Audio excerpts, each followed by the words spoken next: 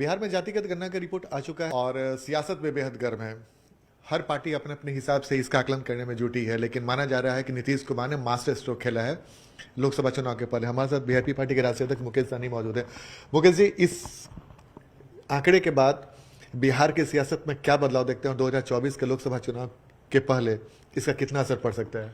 नहीं, निश्चित तौर पे माननीय मुख्यमंत्री जी तकरीबन 18-20 साल से बिहार की राजनीति में है और एक नंबर की कुर्सी पे मुख्यमंत्री बने हैं और वहां तक उनको पहुंचाने में खास करके पिछड़ा ओबीसी का बहुत बड़ा योगदान रहा और जिसके कारण वो यहां तक इतना लंबा सफर कर चुके, बिहार का सबसे लंबा समय का मुख्यमंत्री बने हैं।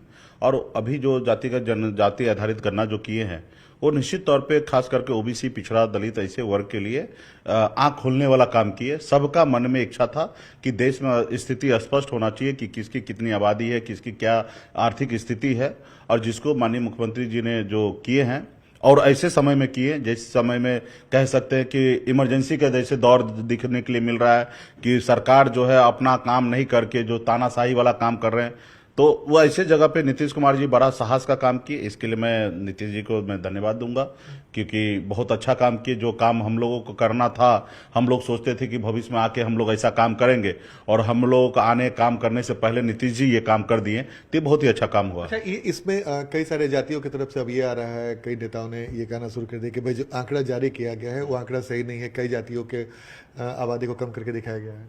नहीं, देखिए, जिन बहुत सारे लोग हैं खास करके जो एनडीए गठबंधन में है वही लोग ऐसा सवाल कर रहे हैं और जो महागठबंधन में वो सवाल नहीं कर रहे हैं। रहा व्यक्ति विशेष सवाल उठाने का, उसका तो अधिकार है, तो उसके लिए वो बात रख रहे हैं और उसका जांच होगा, उसके लिए कॉपी मांगेंगे और चीजें उनको बताएंगे। बेगर सोचे समझे अगर कोई व्यक्ति बोल रहे तो मुझे लगता है सरकार के ऊपर उंगली उठा रहे, तो ठीक है, एक हद तक आपका जवाबदेही बनता है कि आप उंगली उठाइए, लेकिन ये आनंद फानंद में उंगली उठाना सही नहीं है। मैंने देखा कि और भी बहुत सारे नेता ऐसा बोल रहे हैं, ये सही नहीं है। ठीक है, हम भी कहेंगे कि भाई मेरी 10% जो आंकड़ा है हमारे निषाद समाज के 20 कुरी में बटा हुआ 20 कोड में है और सबको हमने जोड़ा, हम 0.10% है। हम कह सकते फिर से कि 13% है, लेकिन 10% में भी हम संतोष कर रहे हैं। और रहा कि ये जांच का विषय है और जांच हो, और मुझे लगता है कि सरकार ऐसे मोड़ पे आके सरकार के जितने भी पदाधिकारी है, अधिकारी है, हर जाति वर्ग के अधिकारी है, पंचायत लेवल पे, बूथ स्तर पे सारा डाटा को फिट किए। कोई एक आदमी का काम नहीं है कि मान लेते कि एक आदमी का काम है कुछ कर देंगे, लेकिन ये जिस काम में हजारों का हजार लोग लगे और हर जाति समुदाय के लोग लगे, कोई एक जाति के लोग नहीं लगे कि हम कह सकते कि वो जाति अपना विशेष अपनी जाति का मान लीजिए कि एंट्री कर लेंगे। इसमें ब्राह्मण भी लगे, भूमियार लगे, लाला लगे, निषाद लगे, यादव लगे, मुसलमान लगे, सभी वर्ग के लोग लगे। तो इस डाटा को और कोई एक आदमी नहीं बनाया, 10,000 लोग मिलकर काम किए, तो इस डाटा को गलत बोलना उचित नहीं होगा। सरकार इतना पैसा खर्चा करके बनाए हैं, राज्य सरकार के खर्चा से हुआ, कोई भारत सरकार तो कराए नहीं, और राज्य सरकार के जब इतने खर्चे से हुआ, राज्य का पैसे से हुआ, तो मुझे लगता है कि सबको इस पर सवाल जवाब नहीं उठाना चाहिए। जो मिला, जो आंकड़ा समझ में आया उससे संतुष्ट होना चाहिए। कल हम भी दावा पेश करते थे कि 15% है, लेकिन हमें आज एक्चुअल पता चल गया कि नहीं, हम 10% है, तो हम 10% में ही संतुष्ट हैं। अच्छा, ये इस आंकड़े में जो सबसे महत्वपूर्ण बात उभर कर आई है कि अति पिछड़ा की आबादी लगभग 36% बताया जा रहा है। आने वाले समय में अति पिछड़ा की भूमिका चुनाव में क्या दिख रहा है? नहीं, सब आदमी अपने वोट, जब पता चल जाए कि हमारे पास वोट ज्यादा है तो मनोबल निश्चित तौर पे बढ़ेगा। मेरा भी मनोबल बढ़ा है, उसी तरीके से तेजस्वी प्रसाद यादव जी को भी मनोबल बढ़ा कि भाई उनके पास 14% वोट है। तो हम लोगों को मनोबल बढ़ा कि हम ओबीसी, देखिए राज्य में ना हम BC1 BC2, हम देश लेवल पे तो हम ओबीसी जाने जाते। हमारा मनोबल बढ़ा कि हम वो 63% ओबीसी है, तो हम तो नेशनल वाइज सोच रहे तो हम 63% है। राज्य में निश्चित तौर पे 36 और 27 है, तो यहाँ पे भी उनके भी मनोबल बढ़े, हमारा भी मनोबल बढ़ा कि भाई हमारा भी इतना सही में कर्पूरी ठाकुर जी बिहार के मुख्यमंत्री रहे, पिछड़ा का बेटा भी मुख्यमंत्री बने, अति पिछड़ा का भी बेटा मुख्यमंत्री बने, दलित समाज में से भी एक अच्छा संख्या पता चला SC ST मिला के 21% के आसपास है, तो उनका भी मनोबल होगा कि भाई हमारी इतनी आबादी है तो क्यों नहीं हम लोग फाइट करेंगे, तो मनोबल बढ़ा है। आप क्या देखते हैं कि आने वाले समय में चुनाव क्या अति पिछड़ा के इर्द गिर्द ही घूमने वाला है? हाँ, एक तरफ तो अगर भाजपा को अगर सरकार बनाना है तो किसी अति पिछड़ा को ही आगे लाना पड़ेगा।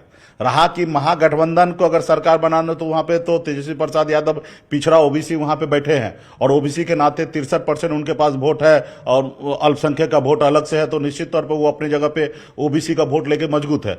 रहा कि ओबीसी में खास करके अगर तेजस्वी जी को अगर चैलेंज करना है भाजपा को, तो भाजपा के पास एक ही ऑप्शन है या दलित को आप सीएम चेहरा बनाइए या किसी अति पिछड़ा को चेहरा बनाइए।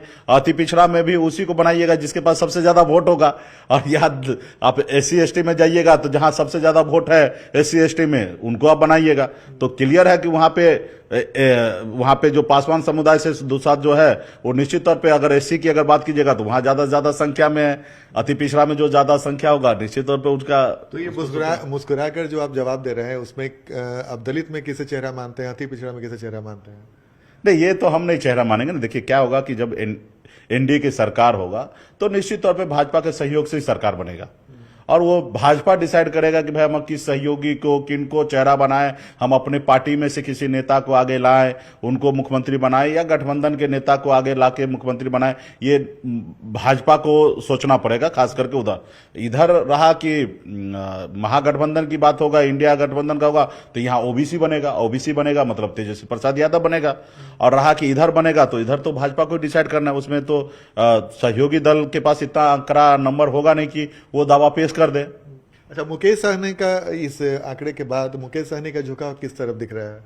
मेरा झुकाव अभी किधर भी नहीं है। अभी मैं अपने काम पे लगा हूं। निषाद आरक्षण संकल्प यात्रा पे निकला हूं। कल सुबह में खगड़िया में है, परसों सुपौल जिला में, तरसों मुजफ्फरपुर में है। तो इसी तरीके से कल हमारा आजमगढ़ में कार्यक्रम था। इसी तरीके से यूपी बिहार झारखंड में लगे हैं, अपने लोगों को संकल्प करवा रहे हैं। लाखों हजारों की संख्या में रोज कोई तो इसके पीछे कोई तो वजह होगी। मतलब मुकेश सहनी आरक्षण के लिए हमारी माइंड लड़ाई है कि हम जो हमारी मिशन चालू हुआ या मेरे राजनीति में मेरा जन्म हुआ उसका एक ही लड़ाई था, एक ही उद्देश्य था कि निषाद को आरक्षण मिले।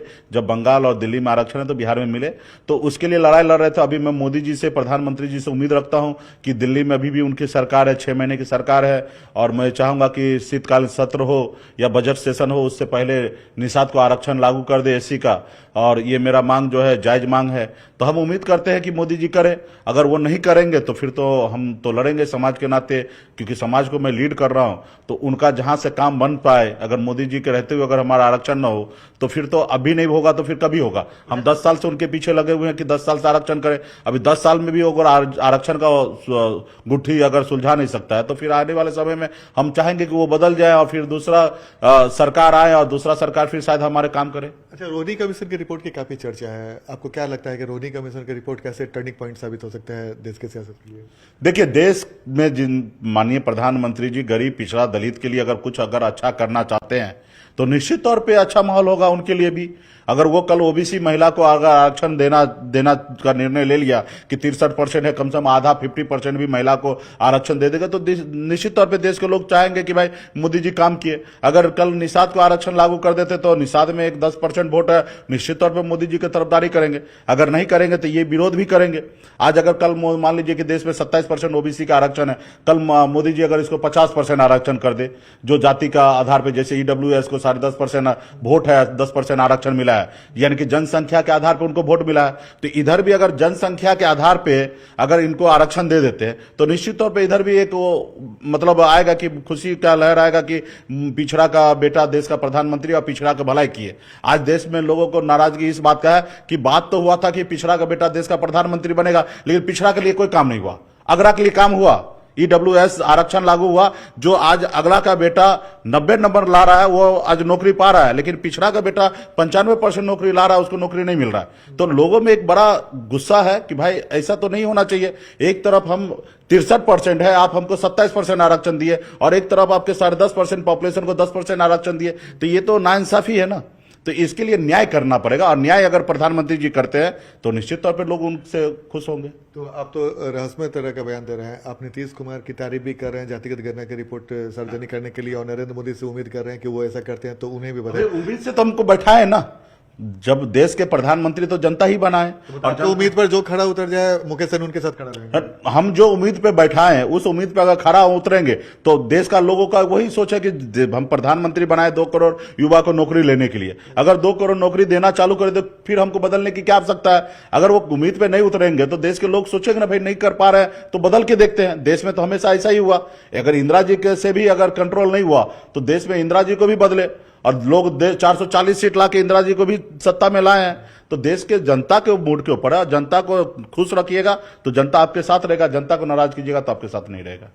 तो मुकेश सहनी अभी अपने पत्ते नहीं खोल रहा है, लेकिन वो नरेंद्र मोदी के लिए भी उम्मीद जाहिर कर रहे हैं कि अगर उनका फैसला अगर अति पिछड़ा समाज के पक्ष में अगर होता है तो उधर खड़े हो सकते हैं। नीतीश कुमार को भी बधाई दे रहे हैं कि भाई जातिगत गणना का रिपोर्ट उन्होंने सार्वजनिक किया, ऐतिहासिक काम किया। जाहिर सी बात है चुनाव के पहले भी कई रंग देखने को मिलेंगे। कैमरामैन सुबोध के साथ आनंद अमृतराज, न्यूज 18 नेटवर्क, पटना।